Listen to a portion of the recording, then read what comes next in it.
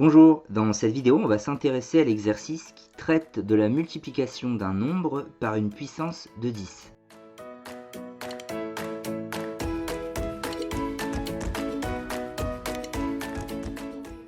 Donc cet exercice c'est l'application directe du grand 4 de la leçon, grand 4 qu'on peut retrouver dans le lien en haut à droite qui mène à la vidéo en question.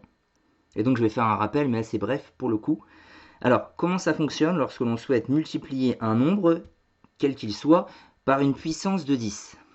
Eh bien c'est simple, il y a deux choses à regarder, ça va être au niveau de l'exposant justement de la puissance de 10. Il y a à la fois le signe de l'exposant et sa valeur.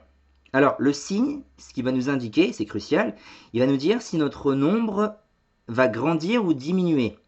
Explication, si on multiplie par une puissance de 10 positive, donc quand le signe est plus ou qu'il n'y est pas présent, eh bien, dans ce cas, ça veut dire que notre nombre va grandir. En fait, ça revient à multiplier ce qu'on connaît depuis très longtemps par 10, 100, 1000, etc. Ça, on sait que ça fait grandir notre nombre.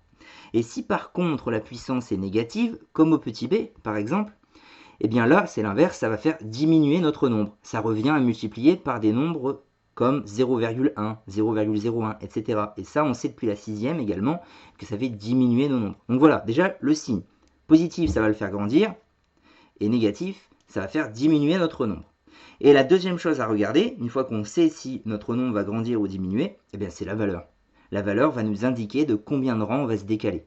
Alors on va le faire direct sur le A. Ici, la puissance de 10 est positive, c'est un exposant positif, c'est 3. Donc notre nombre ici, 4,5, va grandir. Et donc ça va revenir à décaler la virgule ou et rajouter des zéros. Ça dépend des situations. Moi ici, il y aura les deux. Alors de combien de rangs? Eh bien de 3, puisque c'est 10 puissance 3.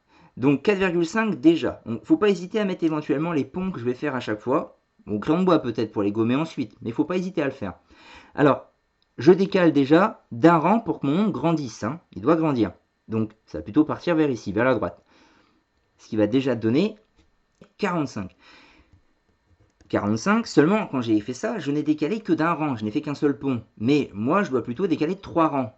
Donc je dois encore faire deux choses. Donc je ne peux plus décaler la virgule, maintenant je dois rajouter des zéros. Combien? Ben 2, puisque je dois en tout décaler de 3 rangs, et que pour le moment je n'ai fait qu'un seul décalage. Donc il manque 2 zéros. Voilà, 4,5 fois 10 puissance 3, ça donne 4500.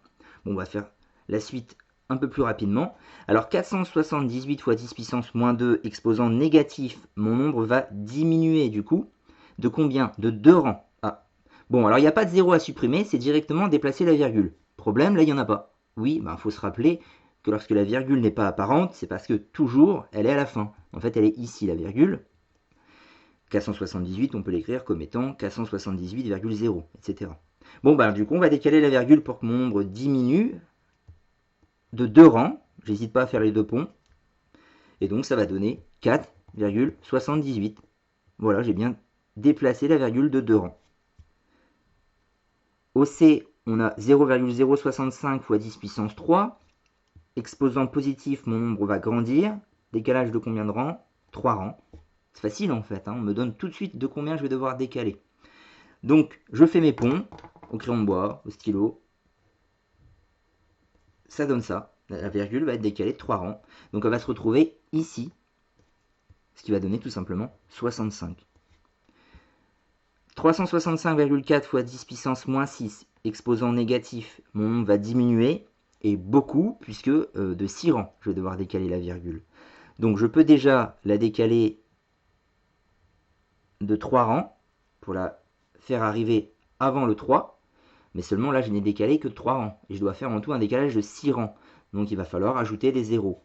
Donc je vais écrire un peu à droite déjà ça, donc là c'est quand j'ai décalé de 3 rangs, je dois encore ajouter 1, 2, 3 zéros pour que la virgule soit ici. Oui, mais forcément du coup je vais en mettre un quatrième là. Donc là j'ai décalé de 6 rangs. 8,654 fois 10 puissance moins 4, exposant négatif, le nombre va diminuer de 4 rangs. Donc, je vais déjà pouvoir envoyer la virgule avant le 8, ce qui fait un décalage d'un rang, et ce qui va déjà me donner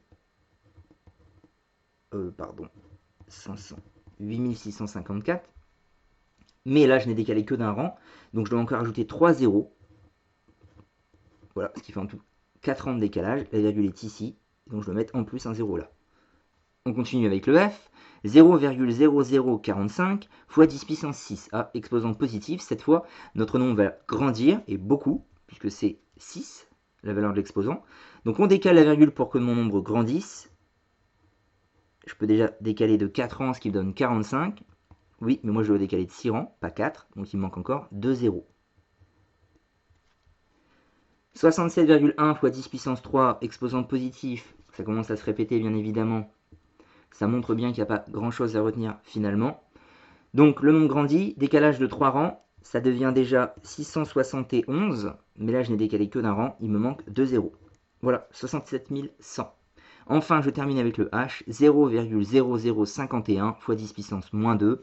Exposant négatif, mon nombre va diminuer alors qu'il est déjà très petit, il va être encore plus petit. Et là, ça revient donc à rajouter 2 zéros, puisque l'exposant, la valeur vaut 2. Donc je rajoute 2, et j'en avais déjà 2, ce qui va en faire 4. Voilà. Si vous avez des questions, vous n'hésitez pas à les poser dans les commentaires. J'y répondrai.